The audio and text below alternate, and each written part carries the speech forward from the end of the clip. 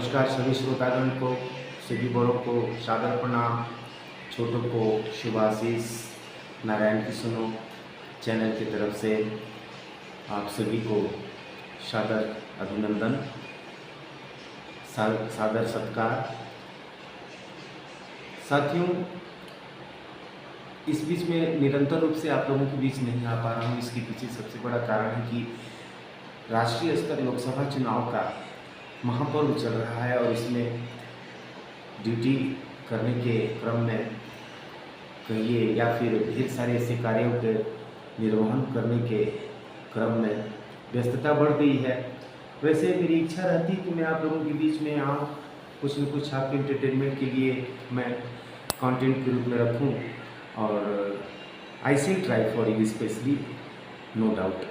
तो आइए आपका कम से कम समय लेकर के मैं आप लोगों के बीच में कहना चाहता हूँ कि ये जो लोकसभा चुनाव हुआ या हो रहा है, इसके जितने भी चरण निर्धारित और नियमित किए गए संपूर्ण भारत के विभिन्न राज्यों में, विभिन्न प्रांतों में आयोजित किए गए, ढेर सारे जगहों पर हो भी चुके हैं, ढेर सारे जगहों पर अभी हो रहे हैं। 4 जून को फैसला होना शुरू भी हो जाएगा, लगभग फैसला आ ही जाएगा। तो मेरे कहने का मतलब है कि ये जो लोकसभा चुनाव हुआ, इसमें कौन बनेगा प्रधानमंत्री, है ना। तो बात ये रही कि कौन बनेगा प्रधानमंत्री, किसका दल सबसे आगे जाएगा और पूर्ण बहुमत में अपने आप को सिद्ध करेगा सदन में।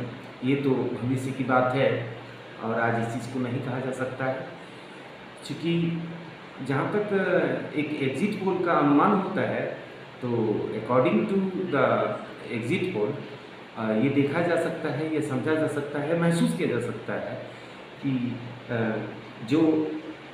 जिसने देश को बचाने की कोशिश की या जिसने देश को आगे बढ़ाने की कोशिश की और जिस लाल को फिर दोबारा गुलाल लगाने के लिए भारत माँ खोज रही है, दोबारा नहीं तीसरी बार गुलाल लगाने की जो खोज रही है, उस लाल को फिर आना पड़ेगा। साथियों, हमारे देश को अगर अतीत से देखा जाए तो इसका इतिहास बहुत ही प्राचीन है। यह वह भूमि है जिससे शाकाहार भूमि का दर्जा देवलोक से प्राप्त हुआ था, लेकिन इसे शाकाहार से कुछ और आहार या आहारी बना करके हम ही जैसे मानव भक्षकों ने एक ऐसे रूप में ला दिया कि आज बड़ी दयनीय स्थिति देखने को विभिन्न रूपों में, विभिन्न स्थितियों में मिल रही है। और इसमें संशोधन करने के लिए वैसे क्या कहा जाए, एक तो कहावत है कि हम सुधरेंगे, सब सुधरेंगे तो जग सुधरेगा। तो यह ज़रूरी है कि सबसे पहले हम अपने आप को सुधार लें, तब जाकर किसी और को सुधारने की बात करें। और जब किसी और को सुधारने की बात करेंगे तो जायज़ बात है कि जब हमारी और किसी और की बात हो गई तो जग को भी सुधारने का अवसर मिलेगा। तो बात यहाँ ये है कि हमारा देश भारत जो है बहुत ही प्रताड़ित और पीड़ित देश रहा है और इस पर विभिन्न लोगों ने, विभिन्न समूह के लोगों ने आकर के और शासन किया। उस शासन ने किया, उसको कुशासन कहिए, क्योंकि हिंदुओं के पक्ष में या सनातन के पक्ष में या इस धरती के पक्ष में, इस भूमि के पक्ष में उनका कोई भी कार्यशैली नहीं रहता था। अब ज़्यादा कुछ नहीं कहना चाहूँगा, क्योंकि ऐसा नहीं है कि आपने इतिहास नहीं पढ़ा होगा, आपने भूगोल में नहीं पढ़ा होगा, नागरिक शास्त्र नहीं पढ़ा होगा इत्यादि। आप सभी पढ़े हुए हैं, सभी को इस संज्ञान में जानकारी है। तो बात यहाँ ये है कि जो लोकसभा चुनाव हुआ या हो रहा है, इसमें सावधानी हटी दुर्घटना घटी, एक बात आप ध्यान में रखिएगा। तो बात ये है कि यहाँ पर तो दलों की कमी नहीं है और न ही दल के नेताओं की कमी है। विभिन्न राजनीतिक दल है तो विभिन्न से भी विभिन्न नेता लोग हैं, नेतागण हैं। एक सज्जन ने कहा कि सर अभी नेता हैं क्या, आपको देखते हैं कि आप वीडियो भी बनाते हैं और पॉलिटिक्स की भी बातें करते रहते हैं। तो मैंने कहा कि देखिए, नेता कोई माँ की गर्भ से पैदा नहीं होता और नेता खुद नहीं बनता है कोई। नेता, अभिनेता, ये कुछ खास ऐसी चीज़ें हैं, प्रतिभाशाली चीज़ें हैं या पद हैं जो गरिमा है या वसीयत है जो लोगों के द्वारा मिलती है, बल्कि खुद से इस चीज़ को जो है कि जनित की जा सकती है। तो ये विस्फोटक चीज़ है, इस चीज़ के बारे में ज़्यादा विस्तृत बात नहीं करना चाहूँगा। और मैं आप सभी भारतवासियों से यह आग्रह करना चाहूँगा कि 550 वर्षों बाद इस कलयुग के भगवान श्री राम का वनवास पूरा हुआ और अयोध्या नगरी में दीप प्रज्वलित किए गए और बहुत सारी तैयारियों के साथ भगवान श्री राम जन्मभूमि का निर्माण हुआ। और हम सभी जय श्री राम का नारा लगाते हैं और लगाते रहे हैं, लगाते ही रहेंगे, इसमें कोई संदेह नहीं है, क्योंकि हम सनातनी हैं, हिंदू हैं।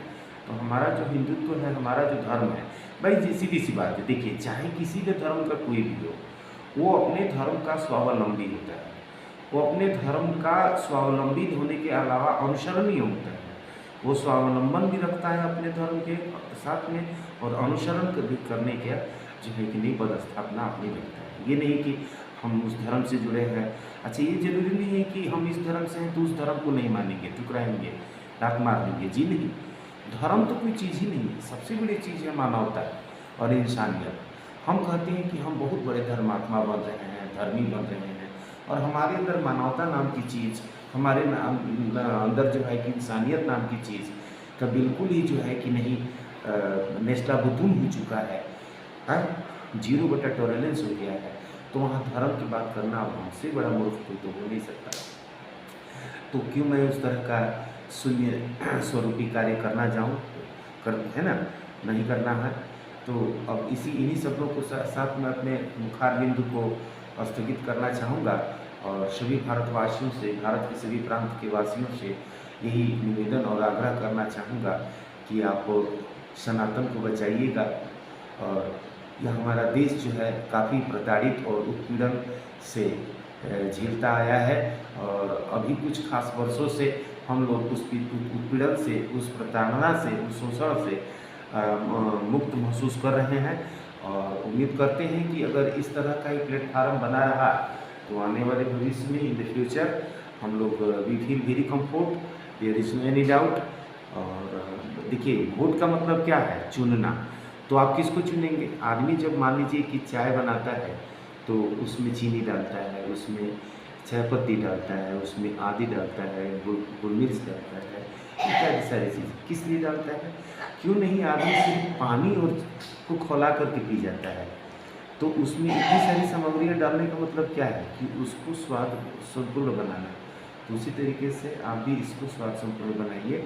और इन्हीं शब्दों के साथ मैं सभी श्रोताओं को धन्यवाद करता हूँ और उम्मीद करता हूँ कि मेरा दिया हुआ ये कॉन्टेंट आप सभी श्रोताओं को बेहद पसंद आएगा।